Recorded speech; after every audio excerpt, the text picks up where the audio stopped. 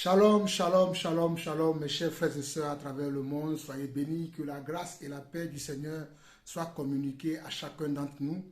Nous bénissons le Seigneur pour cette grâce qu'il nous accorde encore aujourd'hui, afin que nous soyons debout parmi les vivants et que nous puissions jouir de la vie. Nous savons que sans la grâce de notre Seigneur, nous ne serons pas là où nous sommes aujourd'hui. C'est pour cela que nous le remercions et nous lui sommes reconnaissants tous les jours de nos vies. Alors, mes chers frères et sœurs à travers le monde, le Seigneur a mis un enseignement très important dans mon cœur depuis le week-end dernier que je vais entamer à partir d'aujourd'hui. Et avant d'entamer cet enseignement, j'aimerais saluer tous mes frères et sœurs à travers le monde. J'aimerais saluer mes frères qui sont aux États-Unis, mes frères qui sont au Canada, notamment mon frère Barwani. Je n'oublie pas également mes frères qui sont en Europe, ceux qui sont en Allemagne, ceux qui sont en Belgique, ceux qui sont à Londres, ceux qui sont en Hollande, ceux qui sont également en Afrique, notamment ceux qui sont dans les deux Congos, Congo-Kinshasa, Congo-Brazzaville, ceux qui sont au Cameroun, ceux qui sont en Angola, ceux qui sont en Afrique du Sud, ceux qui sont au Maroc, ceux qui sont en Algérie, ceux qui sont au Togo, au Bénin, en Côte d'Ivoire, ceux qui sont au Sénégal, ceux qui sont au Mali et ceux qui sont en France. Mes chers frères et sœurs de la France, que la paix du Seigneur puisse vous gagner. Je sais qu'actuellement, notre pays, notre cher pays, la France, est en train de passer par des moments de turbulence, des moments très compliqués. Et peut-être certains d'entre vous, vous ne dormez pas beaucoup à cause des émeutes qu'il y a dans les quartiers, à cause des casses qu'il y a dans les quartiers, à cause des conflits qui sont là aujourd'hui. Mais en tant qu'enfants de Dieu, nous devons prier pour notre cher pays, la France, afin que tous ces émeutes-là qui ont commencé depuis quelques jours puissent s'arrêter et que la paix puisse revenir dans notre cher pays, la France. Nous allons prier pour entamer cet enseignement. Père éternel, Dieu de grâce, Dieu de paix, Dieu d'amour, nous voulons te dire encore merci. Merci pour le souffle de vie que tu nous as renouvelé. Merci pour ton amour dans notre vie et merci pour ta patience envers nous, Papa. Merci, Seigneur, parce que sans ta grâce dans notre vie, nous ne pouvons pas être là où nous sommes aujourd'hui. Nous ne pouvons pas lever même un seul petit doigt. Mais c'est parce que toi, tu nous accordes ta grâce. Tu veilles sur nous, tu veilles sur nos foyers, tu veilles sur la vie de nos enfants, tu veilles sur nos familles. Papa, nous voulons te dire merci. Nous t'en sommes reconnaissants. Oh Papa, merci encore. Merci pour tout ce que tu fais dans nos vies. Ce que tu fais que nos yeux et nos oreilles, nous y ont déjà vu, nos oreilles ont déjà entendu. Ce que tu fais que nos yeux n'ont pas encore vu, que nos oreilles n'ont pas encore entendu. Car nous savons que toi, tu ne sommeilles ni ne dors. Mais à chaque jour, tu es à l'œuvre. Voilà pourquoi nous te remercions d'avance pour les choses que tu as préparées ou bien les choses que tu prépares pour chacun et chacune de nous. Nous te disons merci déjà. Merci Père. Seigneur, nous te remettons également notre cher pays, la France. La France qui est notre chère patrie, là où tu nous as placés, Papa. Père éternel, nous remettons ce pays entre tes mains afin que ta paix descende dans ce pays. Nous remettons, Seigneur Dieu, ces conflits qu'il y a actuellement dans ce pays. Nous le remettons également entre tes mains. Père éternel, apaise le cœur de chacun. Apaise le cœur des jeunes, des adolescents, des familles. Apaise également le cœur des policiers, des gendarmes, des préfets, des maires, du gouvernement. Père, nous t'en supplions. Viens au secours de ce pays. Viens au secours de ce pays qui va à la dérive, Papa. Oh Père éternel, si toi tu ne viens pas au secours de ce pays ira à la dérive, Papa. Voilà pourquoi nous t'en supplions, Père éternel. Nous t'en supplions, Papa. Viens, Seigneur Dieu, apaiser le cœur de chacun.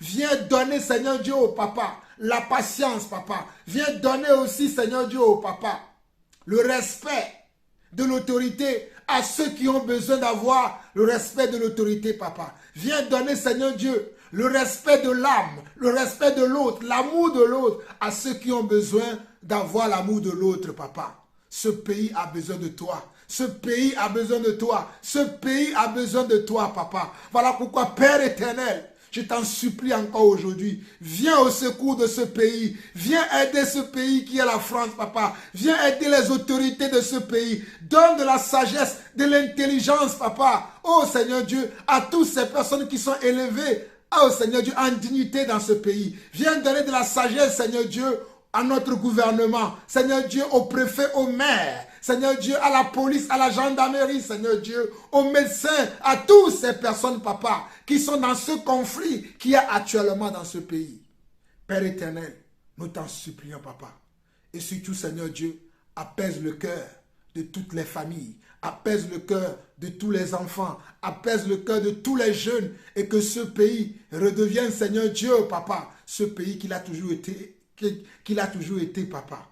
Ce pays qui est un pays d'accueil, qui est un pays où on aime son prochain, papa, où on s'intéresse à la vie de l'autre. Père, voilà pourquoi je prie, Seigneur Dieu, que tu viennes apaiser le cœur de tout et chacun d'entre nous, papa, afin que tout redevienne normal dans ce pays, qu'il n'y ait plus, Seigneur Dieu, papa, ces émeutes qu'il y a par-ci et par-là, qu'il n'y ait plus, Seigneur Dieu, ces policiers agressés, ces gendarmes agressés, ces mairies vandalisées, oh papa, qu'il n'y ait plus ces choses, Seigneur Dieu. Apaise le cœur de tout le monde, papa. Apaise le cœur de tout le monde. Au nom de Jésus-Christ, nous avons ainsi prié. Amen. Papa, je remets également cet enseignement que tu as mis dans mon cœur entre tes mains, afin que tu puisses m'aider à livrer cet enseignement comme tu le veux. Et papa, je te prie, Seigneur Dieu, d'aider mes frères et sœurs à comprendre ce pourquoi tu as mis cet enseignement dans mon cœur. Que la gloire, la puissance et le règne reviennent à toi seul, au nom majestueux de Jésus-Christ. Amen. Shalom, shalom, shalom encore à vous tous. C'est ainsi que nous allons démarrer cet enseignement que le Seigneur a mis dans mon cœur. Aujourd'hui, nous allons parler d'un thème qui est très important. Nous allons parler d'un sujet qui est très important. Nous allons parler des évêques. Nous allons parler des évêques ou des anciens dans la parole de Dieu. Qui peut être un évêque, qui peut être un ancien, c'est-à-dire un conducteur de l'Église, qui peut exercer cette tâche. Et cet enseignement m'a été insufflé par le Seigneur le dimanche dernier. J'étais en train de partager avec des sœurs et le Seigneur a mis dans mon cœur que je dois apporter cet enseignement au monde entier afin que le monde entier puisse connaître la sagesse de Dieu, la volonté de Dieu concernant qui peut être un ancien et qu'est-ce que c'est qu'un ancien qui peut exercer cette fonction d'évêque ou cette tâche d'ancien dans l'église de notre Seigneur Yeshua HaMashiach. Voilà pourquoi aujourd'hui je fais cet enseignement, non pas que je suis mieux que les autres, non pas que je connais mieux que les autres, non pas que je suis assis déjà, que je suis arrivé, mais parce que je veux que nous tous, nous puissions comprendre la pensée du Seigneur, que nous puissions avoir tous la pensée du Seigneur. Alors le thème que nous allons aborder aujourd'hui, c'est qui peut être évêque et ou bien qui peut être un ancien selon la parole de Dieu. Est-ce que parce que j'ai des enfants, je suis un ancien? Est-ce que parce que je fréquente une église, je suis un ancien? Est-ce que parce que je suis depuis des années dans l'église, je deviens un ancien? Je répète encore. Est-ce que parce que j'ai des enfants, je suis un père de famille, je suis un évêque, je suis un ancien? Est-ce que parce que je fréquente l'église depuis des années, depuis une dizaine, une vingtaine d'années, depuis 5 ans, 6 mois, je deviens un ancien, je deviens un évêque, un responsable de l'église? Ou bien est-ce que parce que mes parents sont peut-être responsables d'une assemblée, ou peut-être mes parents sont eux-mêmes appelés en tant qu'évêque ou en tant qu'ancien dans l'église, moi aussi je deviens ancien dans l'église? Nous allons voir tout ça au travers de la parole. Alors nous allons commencer notre étude selon Corinthiens et selon 1 Timothée chapitre 3. 1 Timothée chapitre 3. 1 Timothée chapitre 3 qui dit ceci. Cette parole est certaine. Et là, je suis dans la Bible, la traduction Louis II, qui dit ceci. Cette parole est certaine. Si quelqu'un aspire à la charge d'évêque, il désire une œuvre excellente. Si quelqu'un aspire à la charge d'évêque, il désire une œuvre excellente. Il faut donc que l'évêque soit irréprochable, mari d'une seule femme, sobre, modéré, réglé dans sa conduite, hospitalier, propre à l'enseignement. Il faut qu'il ne soit ni adonné au vin, ni violent, mais indulgent, pacifique, désintéressé. Il faut qu'il dirige bien sa propre maison et qu'il tienne ses enfants dans la soumission et dans une parfaite honnêteté. Car si quelqu'un ne sait pas diriger sa propre maison, comment prendra-t-il soin de l'église de Dieu? Je m'en reste sur le verset 5 pour l'instant. Mes chers frères et sœurs, si vous regardez dans ce passage de 1 Timothée chapitre 3, dès le premier verset, on nous dit cette parole est certaine. Cette parole est certaine veut dire cette parole est vraie. Il n'y a absolument rien qui peut entraver cette parole. Il n'y a absolument rien qui peut résister contre cette parole. Il n'y a absolument rien qui peut détruire cette parole. Lorsqu'on nous dit cette parole est certaine. Si quelqu'un aspire à la charge d'évêque, il désire une œuvre excellente. Si quelqu'un aspire à la charge d'évêque, c'est-à-dire à la charge d'ancien, à la charge d'un ancien dans l'église, de quelqu'un qui veut prendre soin du troupeau de Dieu, il désire une œuvre excellente. Et voilà pourquoi aujourd'hui, il y a beaucoup de gens qui se lèvent. Je suis ancien, je suis apôtre, je suis prophète, je suis évangéliste, je suis pasteur, je suis docteur ou enseignant de la parole, je suis ceci ou cela. Et il y a beaucoup de gens qui enseignent aujourd'hui. Mais, d'après les Écritures, qui peut être un ancien? D'après les Écritures, qui peut être un ancien? Qui peut être un évêque? Qui peut diriger l'église de Dieu? Qui peut conduire l'église de Dieu? Qui peut le faire? Est-ce que tout le monde peut le faire? Première question. Est-ce que tous les hommes peuvent le faire? Deuxième question. Est-ce que parce que je fréquente une assemblée depuis des années, je peux être un ancien? Encore une autre question. Est-ce que parce que je suis proche d'un serviteur de Dieu, je deviens un ancien? Voici encore une autre question. Est-ce que parce que je fais plusieurs activités dans l'assemblée, dans la communauté, je deviens un évêque, un ancien? Voici encore une autre question. Est-ce que mes parents, peut-être mon père, était un ancien dans l'église? Il avait un appel en tant que pasteur, en tant qu'apôtre, en tant que prophète, en tant qu'évangéliste. Que sais-je encore? Moi aussi, je suis un ancien. Voilà toutes les questions que chacun d'entre nous doit se poser. Mais si nous revenons à cette écriture que nous venons de lire, on dit, cette parole est certaine.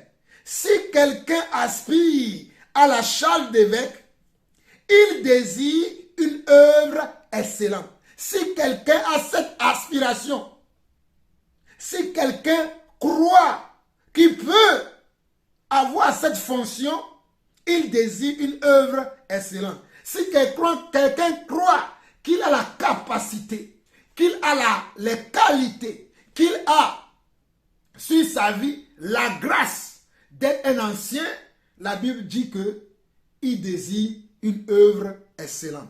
Permettez-moi de vous lire un passage rapidement dans Éphésiens 4 pour que vous puissiez comprendre que qui sont les anciens, parce que nous allons parler des anciens, mais il faut que nous voyions déjà qui sont les anciens, qui sont les évêques. Les évêques, qui sont-ils? Donc allons dans Éphésiens 4. Éphésiens 4 rapidement, Éphésiens 4. Éphésiens 4. Nous allons lire du verset 7 au verset 11. Éphésiens 4, du verset 7 au verset 11. Mais à chacun de nous, la grâce a été donnée selon la mesure du don de Christ. Mais à chacun de nous, la grâce a été donnée selon la mesure du don de Christ. À chacun de nous, la grâce a été donnée selon la mesure du don de Christ. C'est pourquoi il est dit, étant monté dans les hauteurs, et il a amené des captifs, et il a fait des dons aux hommes. Le Seigneur a fait des dons aux hommes. C'est-à-dire, le Seigneur a établi des anciens. Il leur a donné des qualités, des compétences. Il les a appelés à faire une œuvre dans son église. Ce verset-là, c'est ce que cela veut dire. Il a fait des dons aux hommes. Oh, que signifie il est monté? Sinon, celui qui est descendu dans les régions inférieures de la terre, celui qui est descendu, c'est le même qui est monté au-dessus de tous les cieux afin de remplir toutes choses. Verset 11. Et il a donné les uns comme apôtres, les autres comme prophètes, les autres comme évangélistes, les autres comme pasteurs et docteurs. Verset 12. Pour le perfectionnement des saints, en vue de l'œuvre du ministère et de l'édification du corps de Christ. Donc le Seigneur a donné des dons aux hommes. Il a appelé les uns comme apôtres. Cela veut dire que tous ne sont pas apôtres. Selon Éphésiens 4, le verset 11, il a appelé les uns comme apôtres. Il a appelé les autres comme prophètes, les autres comme évangélistes, les autres comme pasteurs et les autres comme docteurs ou enseignants de la parole de Dieu. Et le verset 12 dit, pour le perfectionnement des saints, pour que les saints soient perfectionnés, pour le perfectionnement des saints, en vue de l'œuvre du ministère et de l'édification du corps du Christ. Ça, c'est une œuvre du ministère. Le ministère que ces hommes-là ont reçu. Donc, il y a le ministère d'apôtre, le ministère de prophète, le ministère d'évangéliste, le ministère de pasteur et le ministère de docteur. Et pourquoi il y a ce ministère? Ces ministères existent pour le perfectionnement des saints en vue de l'œuvre, de l'édification, en vue de l'œuvre de l'édification, afin que le corps de Christ soit édifié. Afin que le corps de Christ soit édifié. Le verset 13 dit, jusqu'à ce que nous soyons tous parvenus à l'unité de la foi. Donc ces 5 ministères ont le rôle de nous amener dans l'unité de la foi. Ils ont pour but, ils ont pour objectif de nous amener dans l'unité de la foi, afin que nous ayons une foi commune. Que ma foi ne soit pas différente de la foi de Pierre, ni de la foi d'Albert, ni de la foi de Thomas, ni de la foi d'Aline, ni de la foi de Roséline. Mais qu'ensemble, nous ayons la même foi, jusqu'à ce que nous soyons tous parvenus à l'unité de la foi et de la connaissance du Fils de Dieu, afin que nous puissions connaître le Fils de Dieu. Afin que nous puissions connaître le Fils de Dieu. Voilà pourquoi Dieu a établi les uns comme apôtres, les autres comme évangélistes, les autres comme pasteurs et docteurs, afin que nous puissions connaître comment? Le Fils de Dieu. Le Fils de Dieu, à la mesure de la stature parfaite de Christ, verset 14, ainsi, si nous connaissons, oh alléluia, le Fils de Dieu, nous connaissons sa stature parfaite, ainsi, nous ne serons plus des enfants. Nous ne serons plus des enfants. Nous ne serons plus des enfants, mais nous serons des adultes spirituels.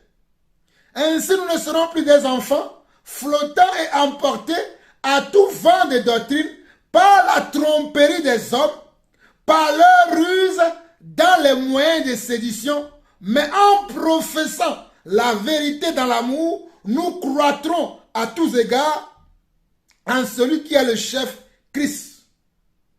Regardez bien.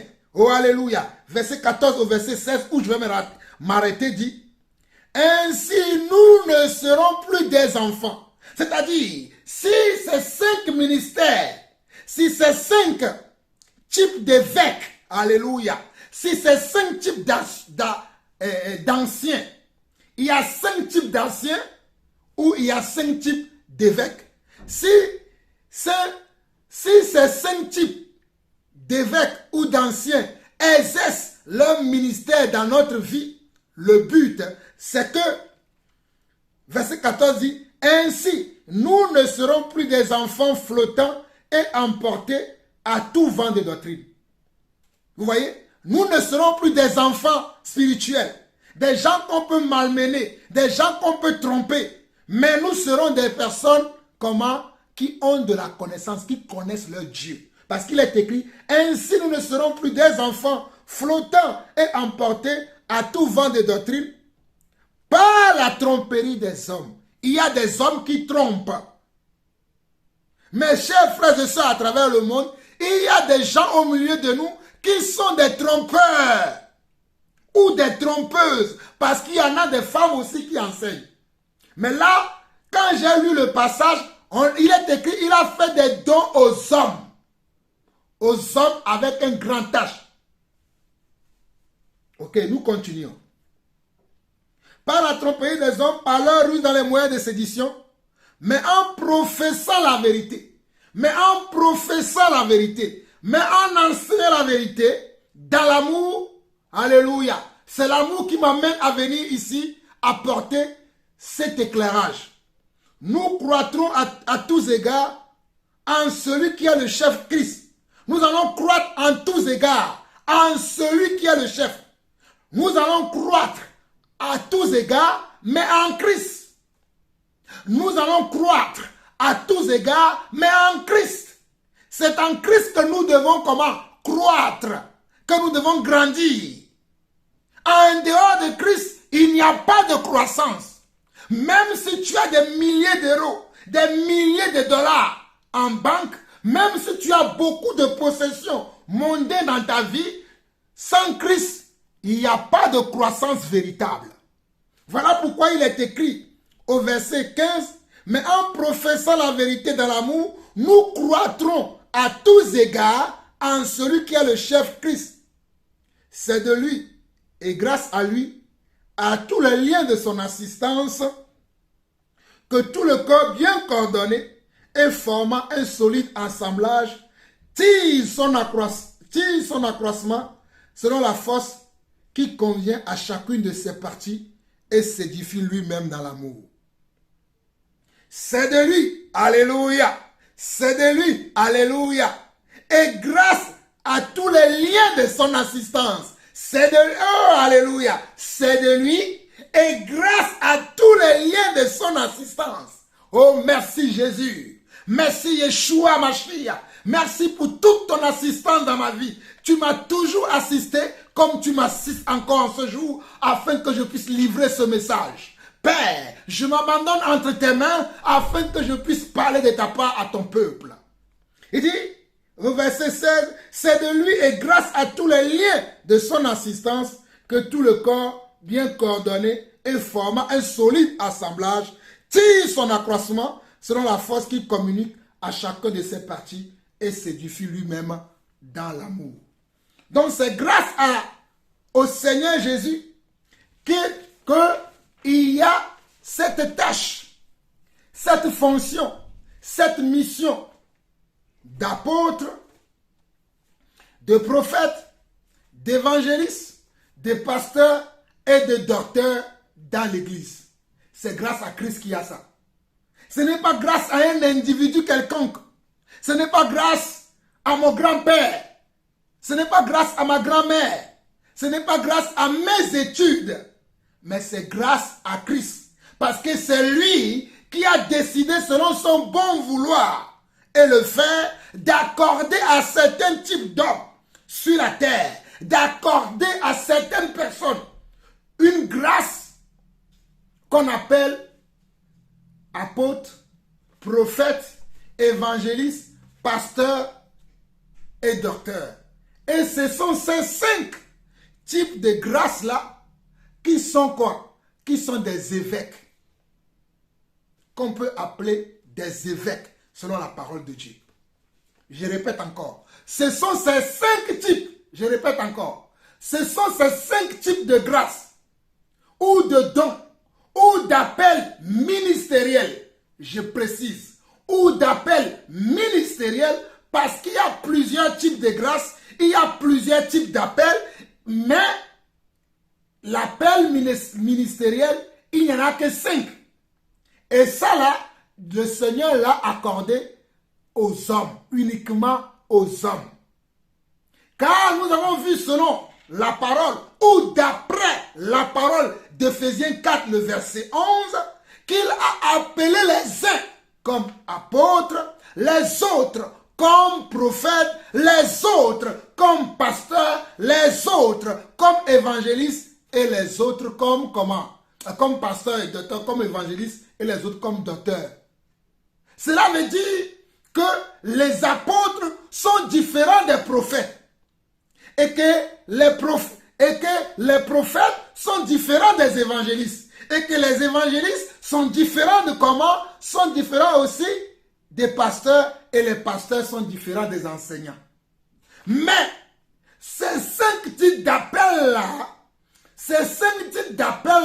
ont pour but de nous édifier dans l'église. Ces 5 types d'appels-là ont pour but de nous enseigner, de nous rapprocher de Dieu, de nous montrer la voie du Seigneur et non leur propre voie. Alléluia.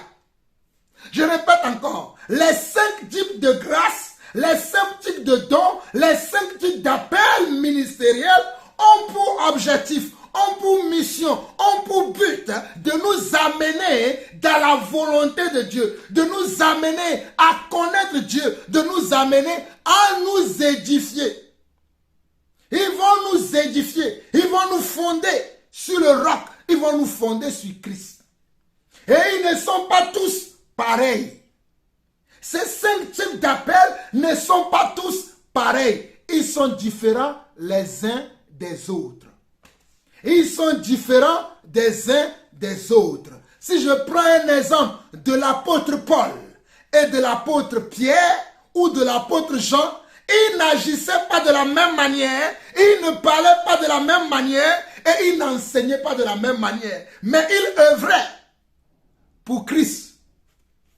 Ils étaient là dans l'église afin d'amener les brebis à connaître Christ, afin d'amener leurs frères et sœurs à connaître Yeshua, à Mashiach. Mais ils avaient différentes manières de procéder.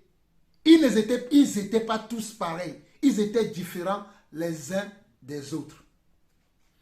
Donc vous qui voulez que Jean-Paul Lawson soit comme tout le monde, je ne peux pas être comme tout le monde. Je suis l'apôtre Jean-Paul Lawson. C'est le Seigneur qui m'a appelé apôtre. Et il m'a donné des capacités d'apôtre. Il veut que je parle comme un apôtre. Il veut que j'agisse comme un apôtre. Il veut que tout ce que je fais, que les gens voient que celui-là, c'est un apôtre. Vous ne me ferez pas de moi une girouette. Je ne suis pas une juriette. Je suis un apôtre. Un apôtre que le Seigneur a appelé pour le servir. Je ferme cette petite parenthèse. Donc, comme je le disais tantôt, ces différentes grâces, ces différents dons, ces différents appels qui existent dans l'Église, ce sont eux que la Bible appelle des anciens. Ce sont eux que la Bible appelle évêques. Ce sont eux qui sont appelés des évêques selon la parole de Dieu.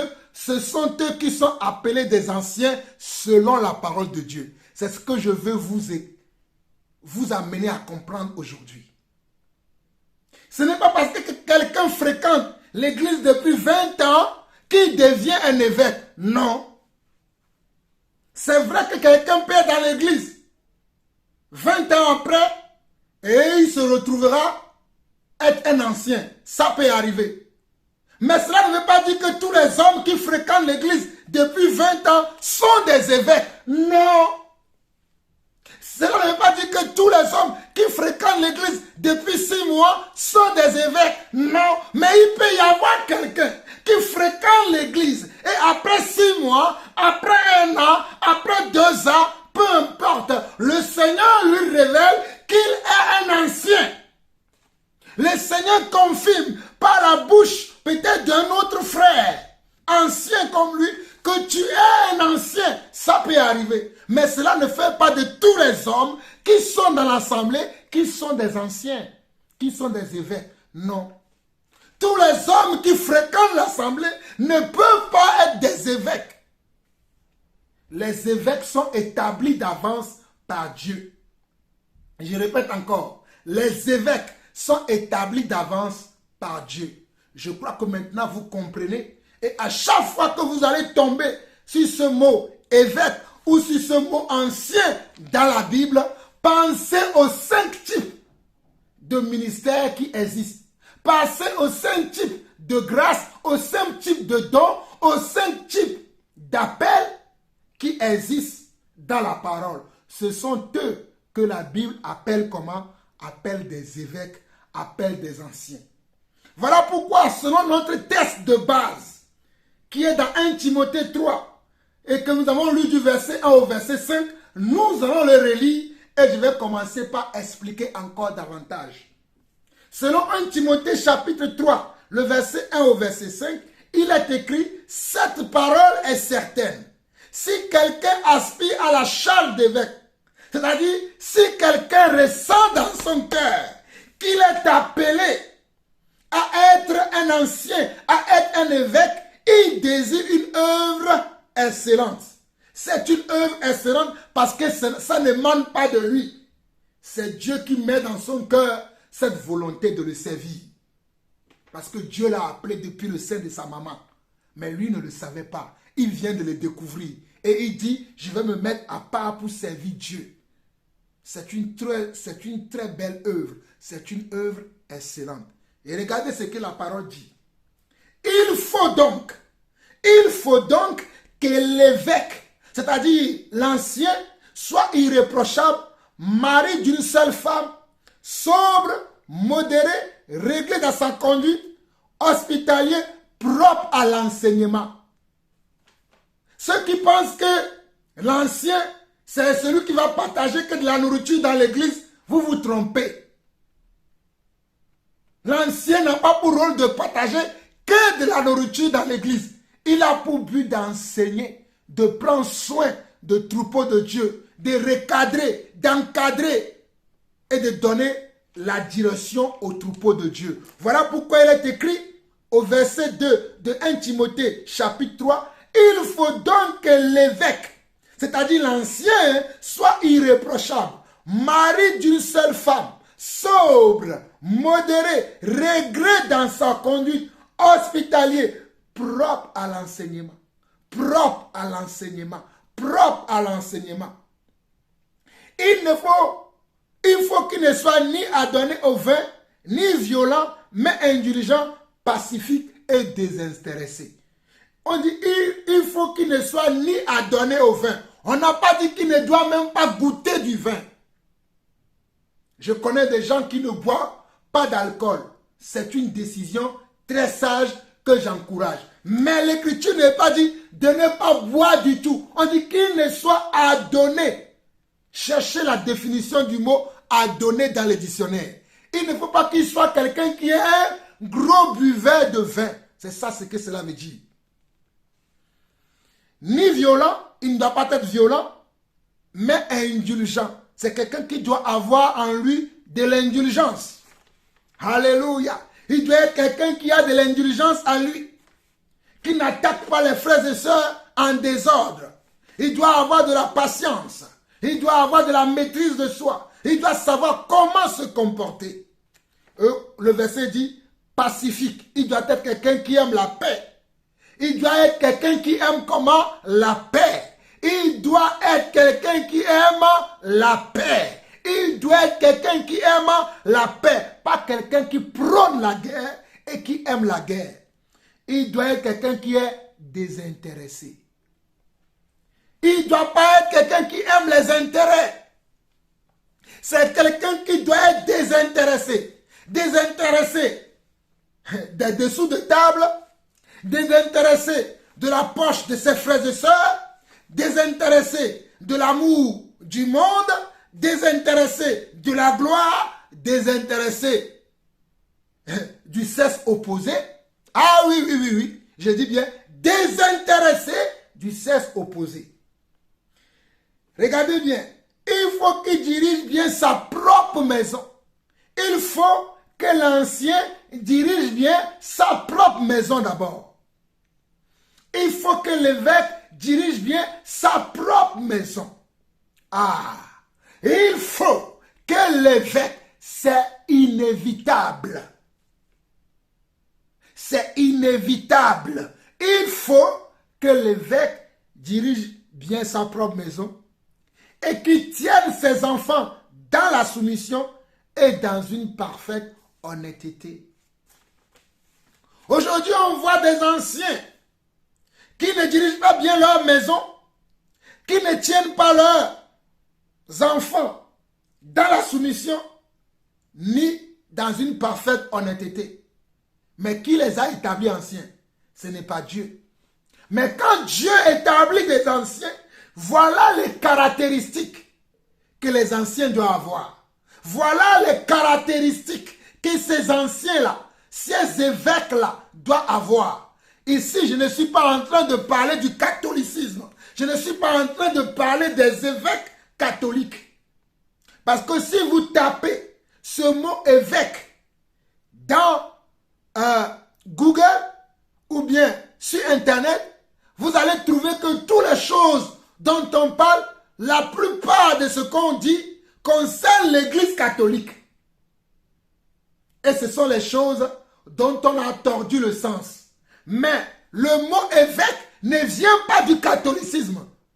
C'est Dieu qui a établi les hommes comme évêques. Donc si tu veux comprendre la signification de ce mot, tu veux comprendre quelle est la mission, quelle est la tâche, quel est le rôle, quelle est la fonction de ces genres de personnes, il faut consulter Dieu.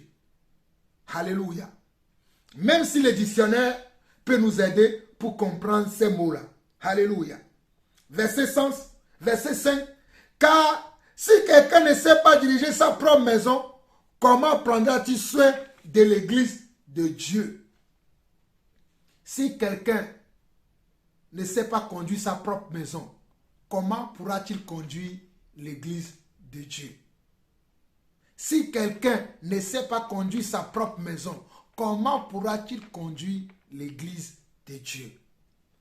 Alors, arrivé à ce stade, il y a un petit aperçu que nous devons avoir. Il y a un petit résumé que nous devons faire déjà. Il y a des choses qui commencent à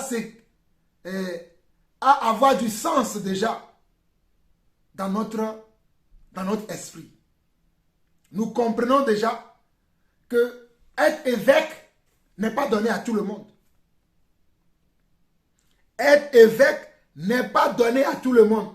Mais être évêque, c'est donné simplement à quelques catégories de personnes choisies d'avance par Dieu. Je précise encore. Choisies d'avance par Dieu selon Éphésiens chapitre 4, le verset 4 au verset 12. Selon Éphésiens 4, le verset 7 au verset 12, c'est le Seigneur qui a choisi d'avance ses évêques. C'est le Seigneur qui a choisi d'avance ses évêques. Ce n'est pas parce que tu es parti faire une école théologique, une école biblique, que tu deviens évêque. Ce n'est pas parce que tu fréquentes une assemblée depuis 20 ans, 30 ans, que tu deviens évêque. Mais parce que Dieu t'a choisi d'avance. Parce que Dieu t'a établi d'avance. Parce qu'avant que tu ne sois né, Dieu t'avait consacré. Lisez Jérémie 1 et Galates 1. Lisez Jérémie 1 et Galates 1 et vous comprendrez pourquoi j'insiste sur cela. Amen. Maintenant, puisque ce mot évêque, ce mot ancien, trouble maintenant l'Église et que chacun fait ce qu'il veut, chacun agit comme il veut, chacun pratique ce qu'il veut, nous allons essayer d'expliquer d'abord qu'est-ce que ce mot veut dire. Ce mot évêque, ce mot ancien que nous voyons dans le Nouveau Testament, dans plusieurs passages, nous allons voir tous ces passages-là, mais nous devons essayer de comprendre d'abord ce mot. Qu'est-ce que ce mot-là veut dire? Ce mot évêque vient du latin. Ce mot évêque vient du latin épiscopos, qui est issu du grec ancien, qui est épiscopos. Ce mot-là vient du grec ancien, qui est comment? Épiscopos. Ce mot évêque, en grec ancien, veut dire épiscopos. Épiscopos, qui a été traduit en français par le mot ancien ou le mot évêque. Donc c'est le mot épiscopos qui est d'origine grecque, qui a été traduit en français soit par évêque, soit par ancien. Je répète encore, ce mot épiscopos qui est grec a été traduit par le mot français évêque ou le mot ancien. Ou le mot ancien. Mais si tu vas chercher la signification de ce mot selon la tradition, cela veut dire surveillant de, superviseur de, responsable de, inspecteur de ou gardien de. Donc le mot épiscopos ou le mot évêque ou le mot ancien veut dire surveillant, superviseur, responsable, inspecteur, gardien. Je répète encore, le mot épiscopos qui est traduit en français comme évêque ou ancien veut dire surveillant, superviseur, responsable, inspecteur ou gardien. Vous allez comprendre pourquoi ce mot-là a toutes ces significations que je viens de donner en français. Donc, si nous regardons dans les versions, là j'ai pris plusieurs versions de comment on parle de 1 Timothée chapitre 3 dans plusieurs versions, afin que vous puissiez comprendre que ce n'est pas moi qui a inventé ce mot, ou bien ce n'est pas moi qui vais donner un autre sens à ce mot, mais j'ai pris plusieurs versions de Bible afin de comparer pour pouvoir avoir la bonne compréhension de ce mot, afin de comprendre qui sont les personnes qui peuvent exercer cette tâche ou cette fonction ou cette mission dans l'Église. Je dis bien, j'ai vu dans plusieurs versions de Bible comment est traduit ce mot afin de comprendre qui est-ce que je peux reconnaître dans cette tâche, dans cette mission, dans l'Église. Et nous allons partir par Louis II. Et Louis II et David Martin. Louis II et David Martin ont la même traduction. Louis II et David Martin disent ceci. Si quelqu'un aspire à la charge d'évêque, il désire une œuvre excellente, cette parole est certaine. Il faut donc que l'évêque soit irréprochable, mari d'une seule femme, on vient de le lire. Regardez, dans la version de la Bible Semeur, dans la version de la Bible Semeur, il est dit ceci. Si quelqu'un aspire à être un dirigeant dans l'église, désire une belle tâche. Vous avez vu? Dans la version Semeur, le verset 1 de 1 Timothée chapitre 3 dit, si quelqu'un aspire à être dirigeant, à être comment? Dirigeant dans l'église, il désire comment? Une belle tâche. Cette parole est certaine. Verset 2, regardez. Il faut toutefois que les dirigeants soient un homme irréprochable, mari fidèle à sa femme, maître de lui-même, réfléchi et vivant de façon convenable, qu'il soit hospitalier, capable d'enseigner. Il ne doit pas être buveur ni querelleur, mais au contraire aimable et pacifique. Que l'amour de l'argent n'ait sur lui aucune prise. Que l'amour de l'argent n'ait sur lui aucune prise. Qu'il dirige bien sa famille et maintient ses enfants dans l'obéissance en toute dignité. Vous avez vu comment la version Semeur a traduit le mot ancien et quelle est la tâche qui incombe et surtout l'aspect que ce mot doit engendrer dans la personne. Les capacités, le style que la personne doit avoir. Semeur dit, celui qui aspire à être un dirigeant, c'est-à-dire à être un ancien, dans l'église, désire une belle tâche. Cette parole est certaine. Il faut toutefois que le dirigeant soit un homme irréprochable, mari fidèle à sa femme, maître de lui-même, réfléchi et vivant de façon convenable, qu'il soit hospitalier et capable d'enseigner. Il ne doit pas être buveur ni querelleur, mais au contraire aimable et pacifique. Que l'amour de l'argent n'ait sur lui aucune prise, qu'il dirige bien sa famille et maintient ses enfants dans l'obéissance en toute dignité. Mais regardez le premier verset de Semeur, qui dit celui qui aspire à être un dirigeant.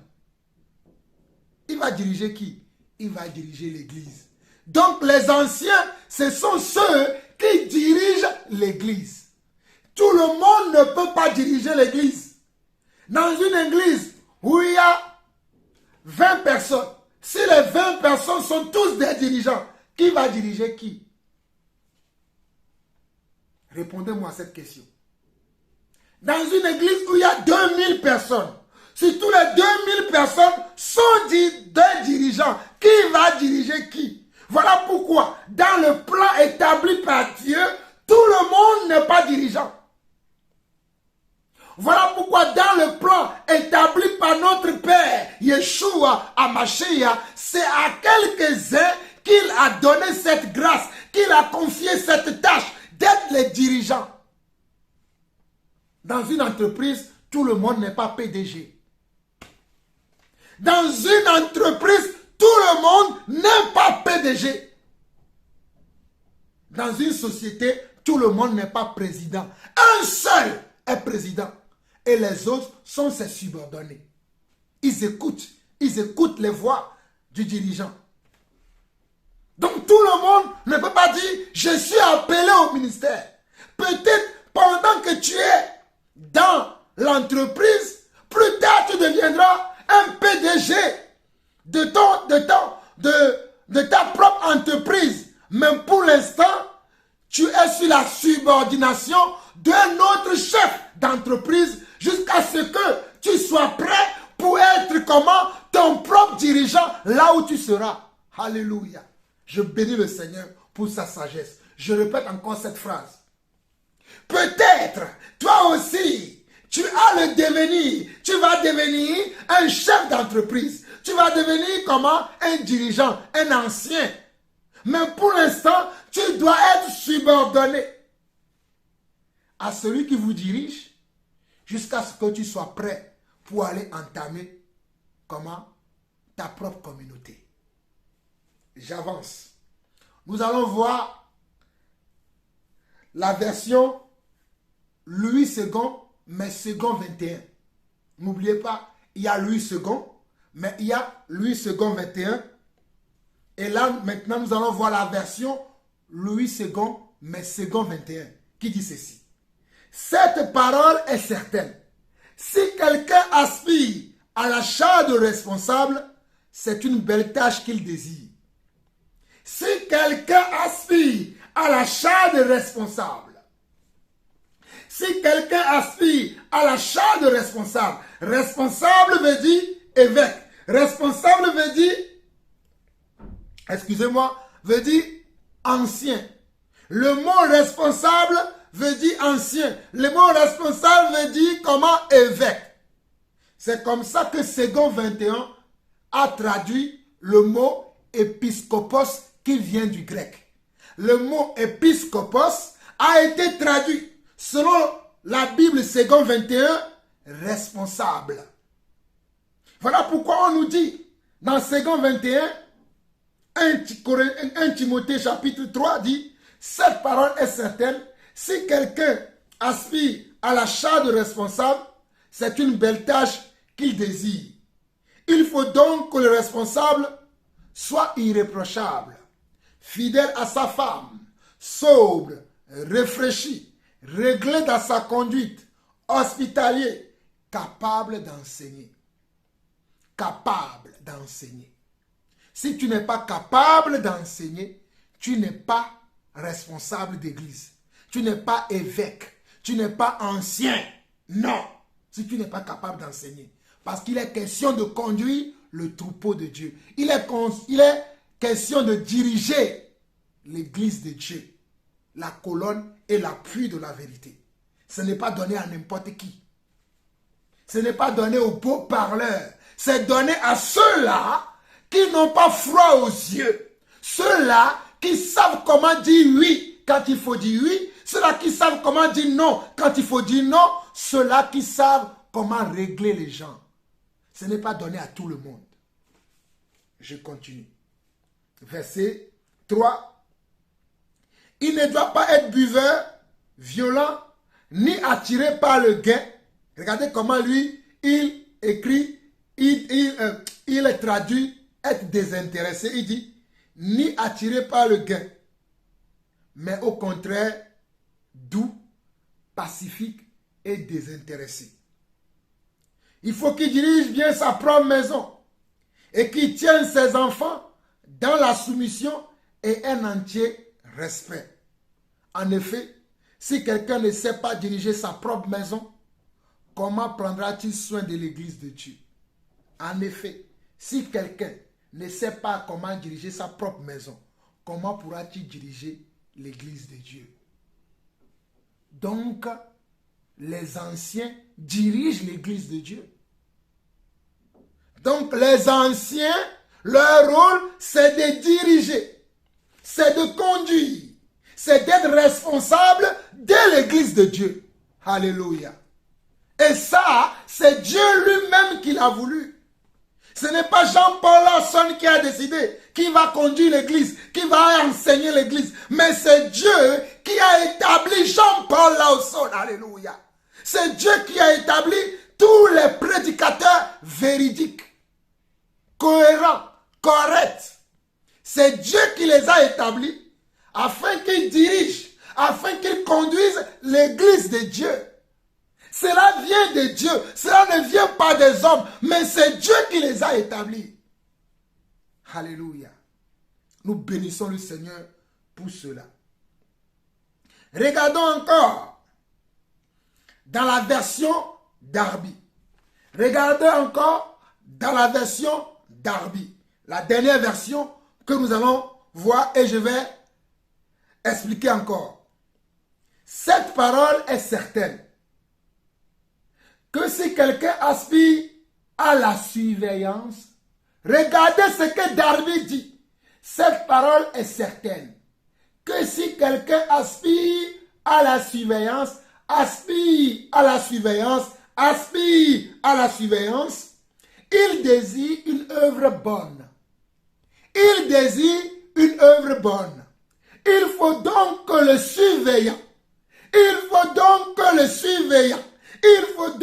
surveillant, soit irréprochable, mari d'une seule femme, sobre, sage, honorable, hospitalier, propre à enseigner, non adonné au vin, non batteur, mais doux, non querelleur, n'aimait pas l'argent, conduisant bien sa propre maison, tenant ses enfants soumis en toute gravité. Mais si quelqu'un ne sait pas conduire sa propre maison, comment prendra-t-il soin de l'assemblée de Dieu? Si quelqu'un ne sait pas conduire sa propre maison, comment prendra-t-il soin de l'assemblée de Dieu? Mais remarquez ici que Darby a traduit épiscopos par surveillant. Il a traduit épiscopos, qui veut dire évêque, qui veut dire ancien. Darby l'a traduit par surveillant. La Bible Darby a traduit ce mot par surveillant. Pourquoi je suis en train de vous lire toutes ces choses? C'est que vous comprenez que cette tâche-là est une lourde tâche. Ce n'est pas une tâche à prendre à la légère. Ce n'est pas une tâche à prendre comme si c'est, je ne sais pas, comme si ça veut dire rien. C'est une tâche qui est très noble. Et comme la Bible dit, c'est une œuvre excellente. Parce que cela ne vient pas de l'homme, cela vient de Dieu. Parce que cela ne vient pas de l'homme, cela vient de Dieu. Et tout ce que Dieu fait est bon, parfait et agréable. Allez dans Genèse. Quand Dieu a créé la terre et tout ce qui s'y trouve, la Bible dit que Dieu a dit que cela est bon et cela est comment? Cela est bon devant Dieu. Donc c'est Dieu qui a vu que c'est bon. Que parmi tous les hommes et femmes qu'il a envoyés dans le monde, il faut que parmi eux, qu'il y a quelques-uns qui soient des surveillants des autres, qui soient des responsables des autres, qui soient des conducteurs des autres, qui soient des gardiens des autres, qui soient des inspecteurs des autres, qui soient des superviseurs des autres. Je répète encore, c'est Dieu qui a décidé, selon son plan, selon sa volonté parfaite, que parmi tous les hommes et femmes qu'il a envoyés sur la terre, parmi eux, qu'il y a quelques-uns qui soient des surveillants, des superviseurs, des responsables, des inspecteurs, des gardiens et des dirigeants des autres. On ne peut pas tous se diriger nous-mêmes. Non. Il y aura quelques-uns parmi nous qui vont diriger, mais on ne peut pas tous diriger. Non. Une nation dans laquelle tout le monde croit être dirigeant est une nation qui va à la dérive. Une nation dans laquelle tout le monde croit qu'il est comment? Qu'il est un responsable. Que c'est lui qui doit donner l'ordre à tout le monde. Que c'est lui qui doit conduire tout le monde. Dans cette nation-là, rien ne va. Il en est ainsi pour l'Église. Il en est ainsi pour l'Église. Peut-être vous ne comprenez pas encore. Nous allons voir un autre passage de la Bible où un autre apôtre, parce que le passage de 1 Timothée 3 que nous avons lu, c'est le frère Paul qui l'a écrit.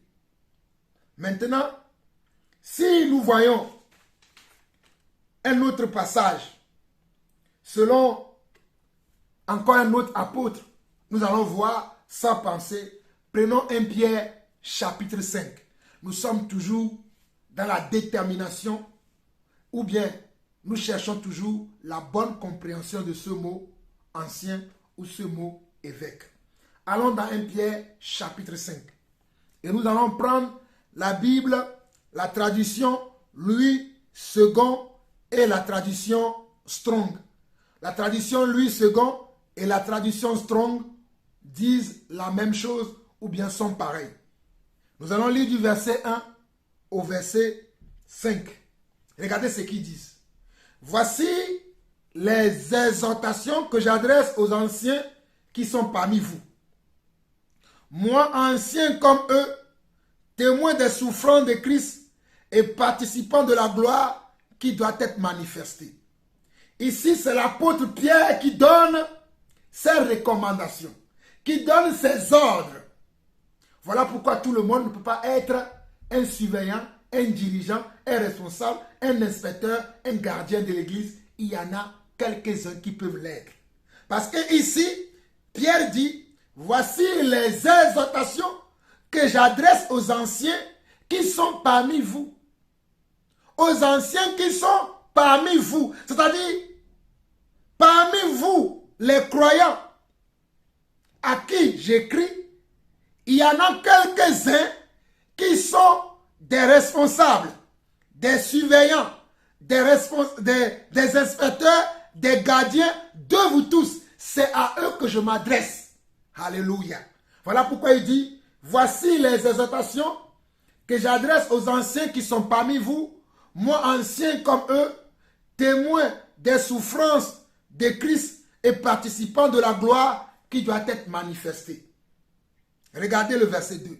Percez le troupeau de Dieu qui est sous votre garde, non par contrainte, mais volontairement, selon Dieu, non point gain sordide, mais avec dévouement. Non comme dominant sur eux, qui vous sont échus en partage, mais en étant les modèles du troupeau. Vous devez être des modèles du troupeau. Et lorsque le souverain pasteur paraîtra, vous obtiendrez la couronne incorruptible de la gloire. De même, vous qui êtes jeunes, soyez soumis aux anciens. Et tous dans vos rapports mutuels. Et vous qui êtes jeunes, soyez soumis aux anciens et tous dans vos rapports mutuels. Ce verset 5 de 1 Pierre 5 est souvent malheureusement traduit de la mauvaise manière. Quand on dit « et vous qui êtes jeunes, soyez soumis aux anciens », il n'est pas question ici de, même si nous pouvons le traduire aussi de cette manière, mais il n'est pas question de degré de grandeur et de petitesse. Il est question ici de grandeur au niveau de l'appel, au niveau de la fonction, au niveau de l'encadrement, au niveau, je dis bien, de l'encadrement.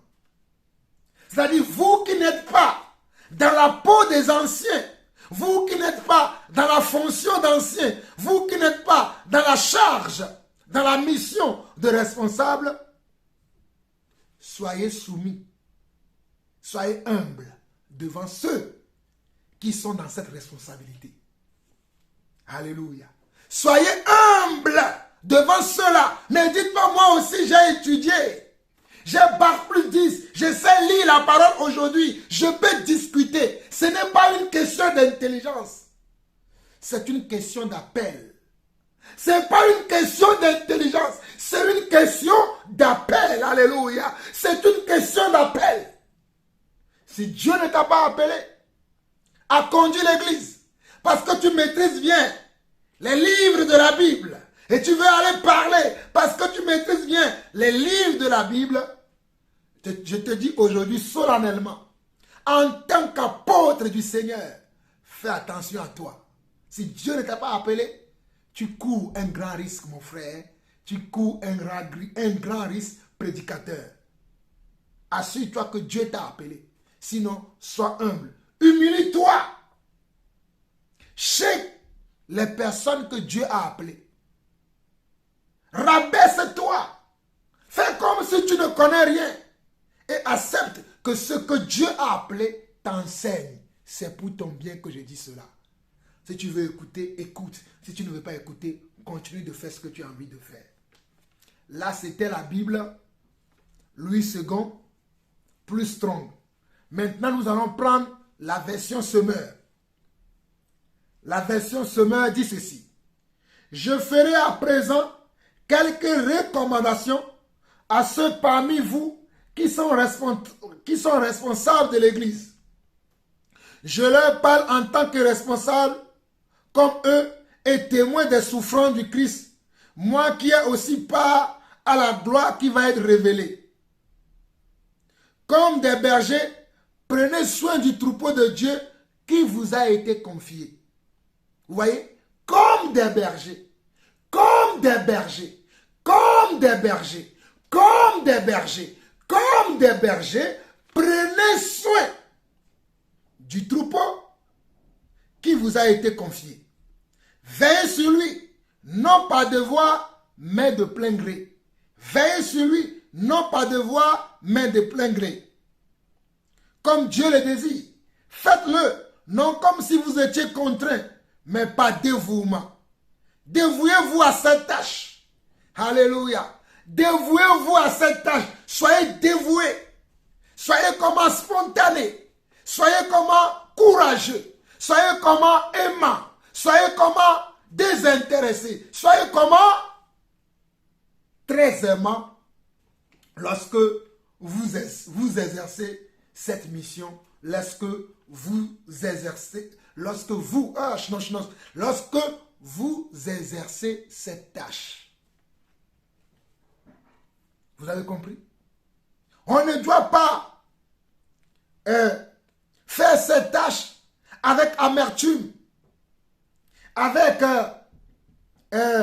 tristesse, avec regret, mais on doit le faire avec amour.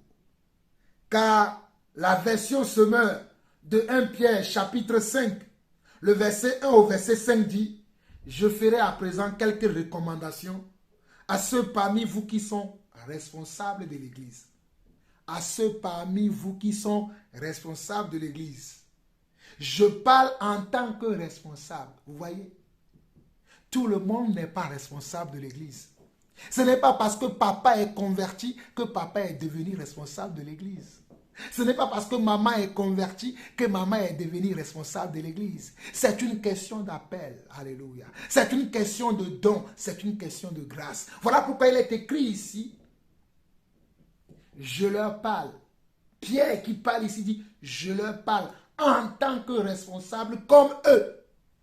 Je leur parle en tant que responsable comme eux. Je leur parle en tant que responsable comme eux. Je leur parle en tant que responsable comme eux et témoin des souffrances du Christ.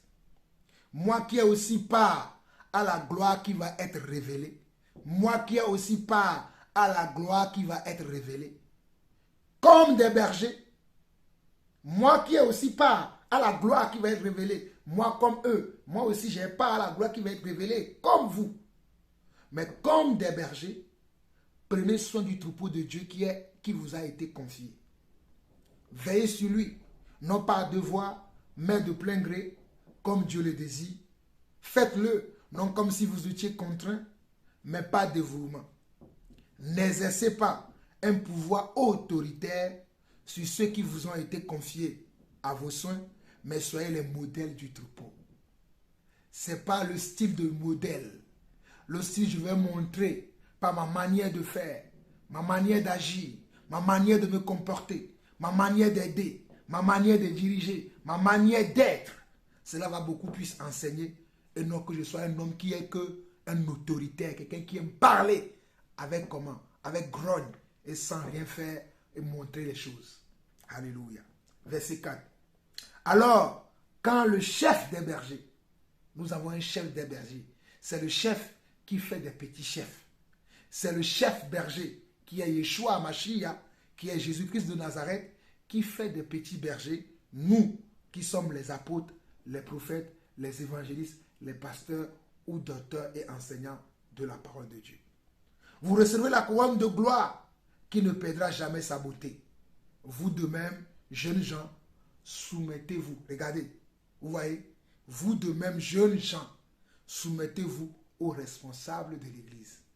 Vous de même, jeunes gens, vous de même, les jeunes d'aujourd'hui, vous de même. Parce que ce n'est pas parce que tu as étudié, puisque la personne qui est le responsable de l'Église, que tu dois dire, ah, Ah, parce que moi j'ai beaucoup étudié, tu dois écouter. Non, ce n'est pas comme ça. Oui, parce que moi, j'ai bac plus 10. Toi, tu n'es qu'un maçon. Tu n'es qu'un comment? Tu n'es qu'un menuisier. Toi, tu n'es qu'un vendeur. Il faut qu'on apprenne à nous soumettre à ce que Dieu a établi au-dessus de nous.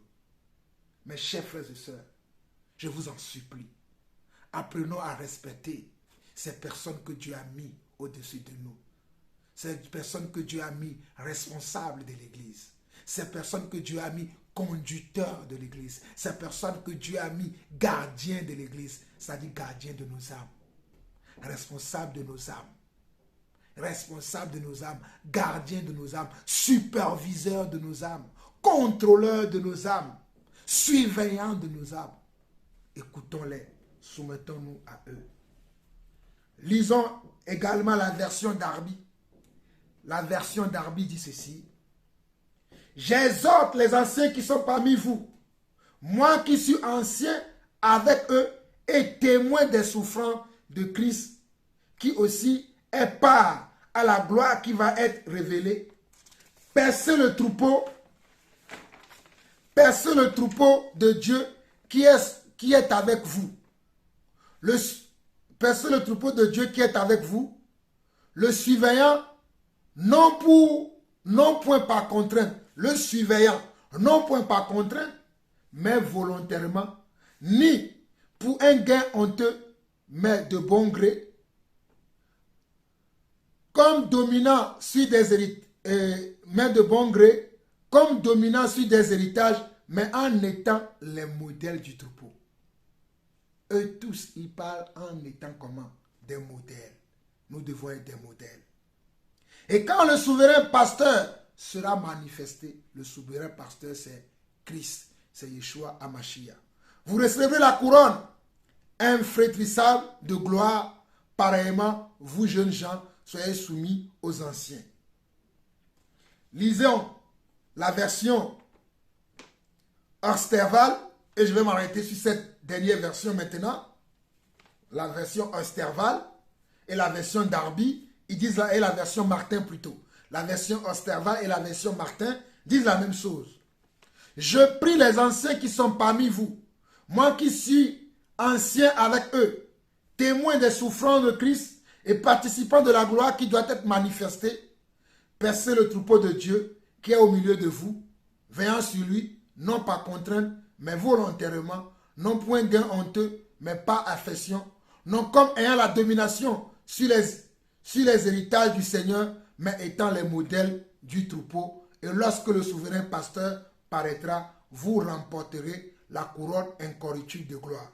De même, jeunes gens, soyez soumis aux anciens et vous soumettant tous les uns aux autres, revêtez-vous d'humilité.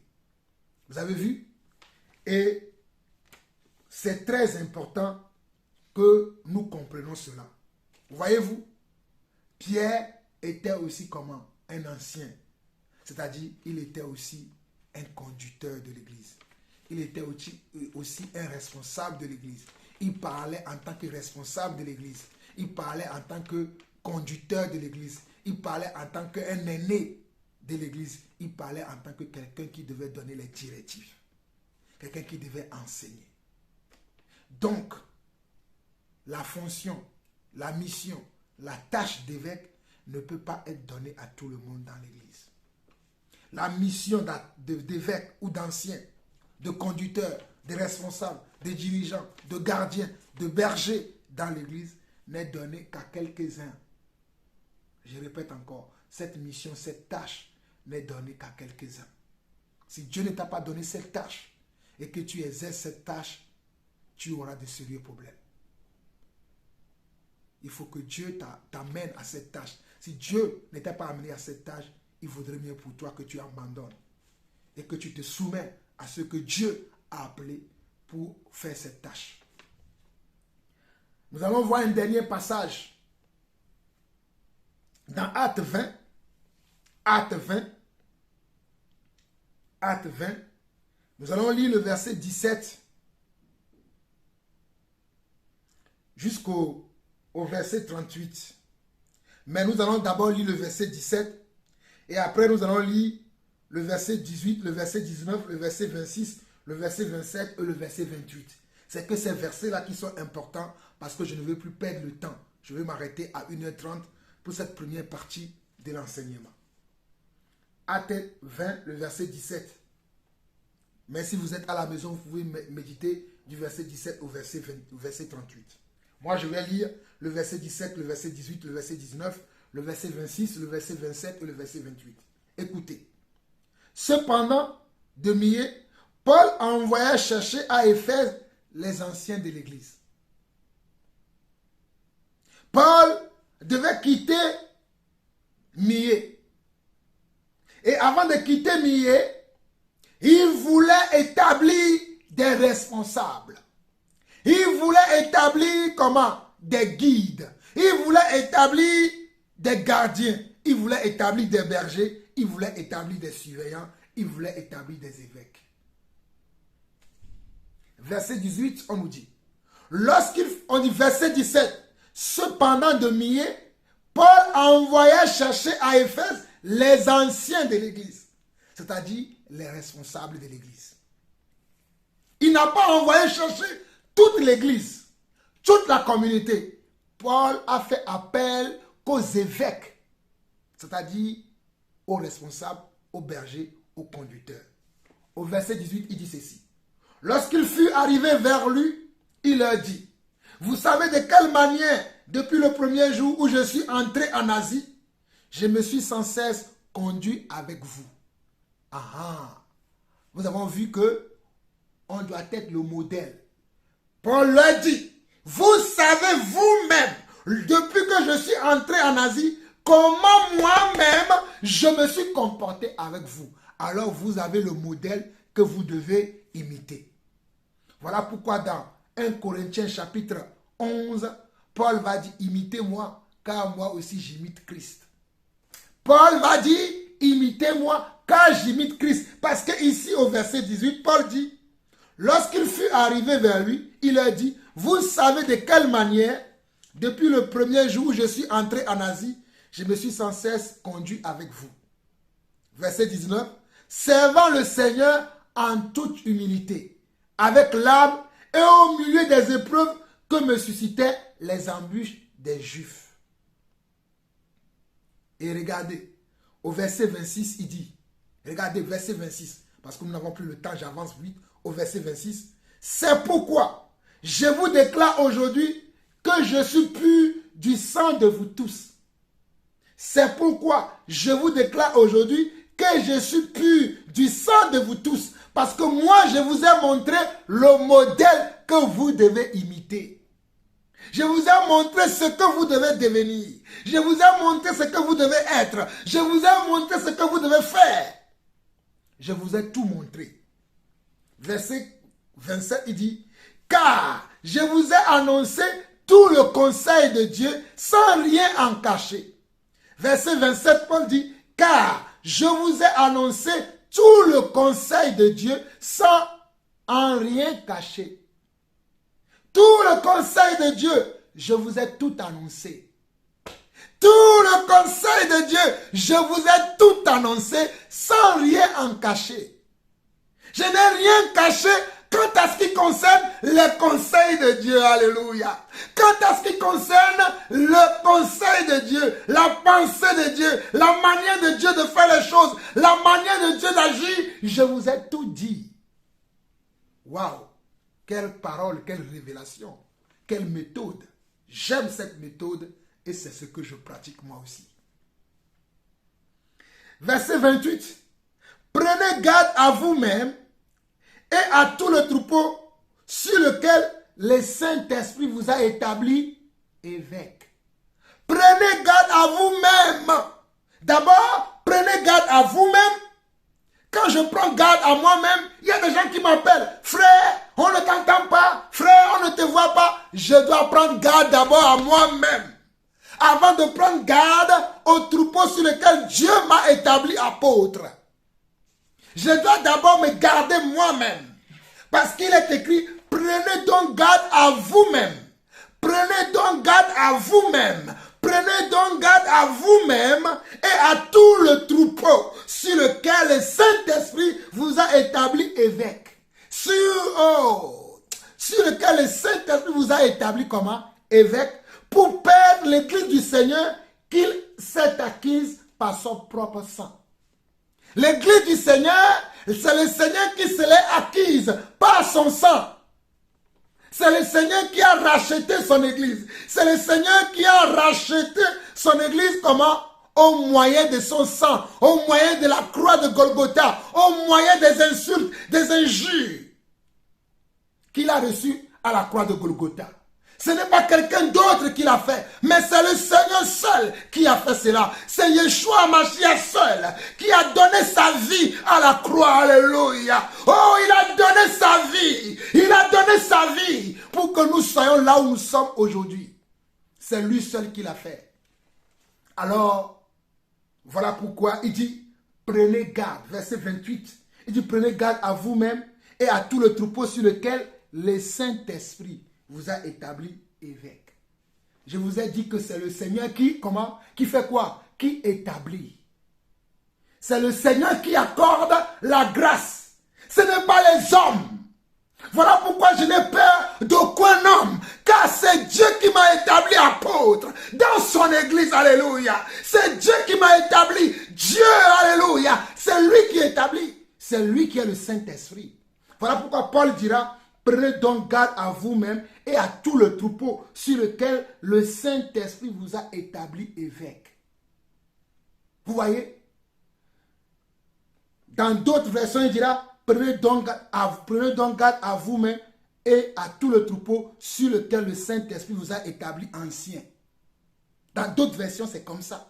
Dans d'autres versions, prenez garde à vous-même et prenez garde aussi au troupeau sur lequel le Saint-Esprit vous a établi responsable. Nous le verrons dans la deuxième partie. Je vais vous lire toutes ces versions-là, afin que vous compreniez qu'il est question d'être responsable de l'Église. Il est question de diriger l'Église. Il est question de conduire l'Église. Il est question d'amener l'Église dans la bonne direction. Alléluia. D'amener l'Église à sa destination. Et la destination de l'Église, c'est le ciel. Oh my carabosa. La destination de l'église, alléluia. La destination de l'église, c'est le ciel, ce n'est pas la terre. La destination de l'église, c'est le ciel, ce n'est pas le monde. La destination de l'église, c'est dans la présence de Dieu. La destination de l'église, c'est dans la présence de Yeshua Mashiach. Ça n'a jamais été la terre. Ça n'a jamais été la terre. Mais c'est le ciel. C'est le ciel, c'est le ciel, c'est le ciel que nous devons viser. Nous visons le ciel, nous visons le ciel, d'être à côté de Dieu, d'être assis à la table du Seigneur et de manger avec le Seigneur le repas du Seigneur dans le royaume des cieux. Au ciel, au ciel, au ciel, j'irai la voir un jour. J'ai pas le temps. Oh, j'ai pas. Le ciel est notre destination. C'est voilà pourquoi vous devez fuir les hommes qui se sont établis eux-mêmes, que le Saint-Esprit n'a pas établi. Les hommes que Dieu n'a pas établis. Oh, les hommes que Dieu n'a pas choisis comme évêques, comme anciens, comme gardiens, comme responsables de l'église, mais qui se sont choisis eux-mêmes et qui veulent vous amener dans la dérive et qui veulent vous amener dans le désordre. Vous devez les fuir. Vous devez les fuir. Alléluia. Regardons d'autres versets encore. Oh, alléluia. Regardons le verset 29. Verset 29 au verset 31 pour que vous puissiez comprendre. Regardez ce que Paul dit. Je sais qu'il s'introduira parmi vous après mon départ des loups cruels qui n'épargneront pas le troupeau.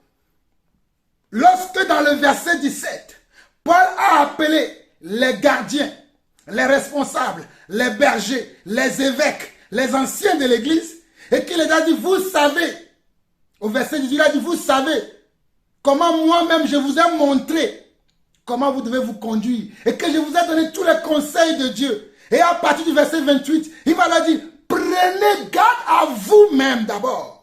Faites attention à vous. Faites attention à ce que vous enseignez. Faites attention à ce que vous enseignez. Faites attention à ce que vous dites aux gens. Faites attention à ce que vous montrez aux gens.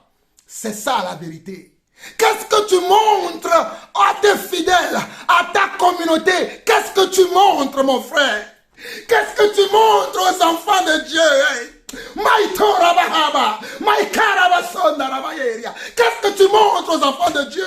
Lorsque tu dis que tu es serviteur de Dieu, lorsque tu dis que tu es apôtre, prophète, évangéliste, pasteur et docteur, qu'est-ce que tu montres aux enfants de Dieu? Qu'est-ce que tu leur montres? Voilà pourquoi au verset 28 de Actes 20, Paul dira, prenez garde à vous-même et à tout le troupeau sur lequel le Saint-Esprit vous a établi responsable. Verset 29.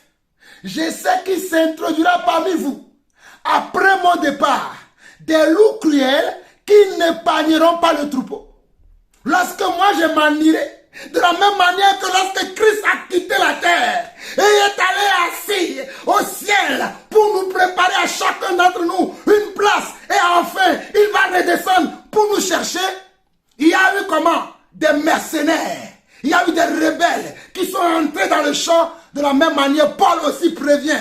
De la même manière, Paul prévient. Et de la même manière, Jean-Paul Lawson aussi prévient. Il dit, je sais qu'il s'introduira parmi vous après mon départ des loups cruels qui n'épargneront pas le troupeau. Et qui s'élèvera du milieu de vous des hommes qui enseigneront des choses pernicieuses pour entraîner les disciples après eux. Verset 21. Verset 31 plutôt. Verset 31. Veillez donc, vous souvenant que durant 3 années, je n'ai cessé nuit et jour d'exhorter avec l'âme chacun de vous. Regardez Paul, ce que Paul dit. Paul dit au verset 31 de Actes chapitre 20. Veillez donc. Veillez donc veut dire soyez vigilants. Soyez vigilants, extrêmement vigilants. Soyez comment? Vigilants. Soyez sur vos aguets. Contrôlez tout, inspectez tout, surveillez tout. C'est ça ce que cela veut dire. Veillez sur tout veut dire veillez, surveillez, inspectez, regardez partout, fouillez, remuez. S'il faut remuer ciel et terre, vous devez le faire. Voilà pourquoi Jean-Paul Lawson ne dandine pas. Il ne marche pas avec les gens par affinité. Je marche avec les gens parce que nous sommes dans la doctrine de Yeshua HaMashiach. Verset 31. Veillez donc, vous souvenant que durant 3 années, je n'ai cessé nuit et jour d'exhorter avec l'âme chacun de vous. Mes chers frères, qui suis-tu? Mes chères sœurs, qui suis-tu? Qui lis-tu? Qui t'encourage? Qui est ton berger? Celui que tu appelles évêque, celui que tu appelles ton berger, sais-tu qu'il est réellement un berger établi par Dieu? Ou il est devenu berger à cause de son ventre? Il est devenu berger à cause des intérêts qu'il a à retirer des uns et des autres. Est-il devenu berger par l'amour de Dieu? Dieu l'a-t-il établi? Nous en avons encore beaucoup de choses à dire. Mais nous le verrons dans la deuxième partie. Que le Seigneur vous bénisse pour vous qui avez suivi cet enseignement avec comment? Avec beaucoup d'attention. Partagez-le pour libérer beaucoup de personnes. Nous allons prier. Père éternel, Dieu d'amour, Dieu de grâce, Dieu de paix, je veux te bénir pour ce moment que tu m'as accordé. C'est 1h30 que tu m'as accordé afin d'exhorter, afin d'encourager, afin de recadrer, afin de construire, afin d'arracher, afin d'abattre des choses qui ne sont pas les tiens dans la vie de ton église. Père, moi j'ai écouté ta voix lorsque tu me parlais le dimanche dernier. À présent, je m'attends à toi pour que des âmes se répandent, pour que des cœurs changent et pour que des vies changent. Car Seigneur, tu es le seul maître des temps et des circonstances. C'est toi qui donnes le vouloir et le faire. Voilà pourquoi j'abandonne tous mes frères et toute l'église entre tes mains. Que ta volonté soit faite dans la vie de l'église. Reçois la gloire, l'honneur et la puissance pour des siècles. Au nom de Jésus-Christ, nous avons ainsi prié. Amen. Nous nous verrons à la deuxième partie. Soyez bénis. Que la grâce et la paix du Seigneur soient avec chacun d'entre vous. Shalom, shalom et shalom.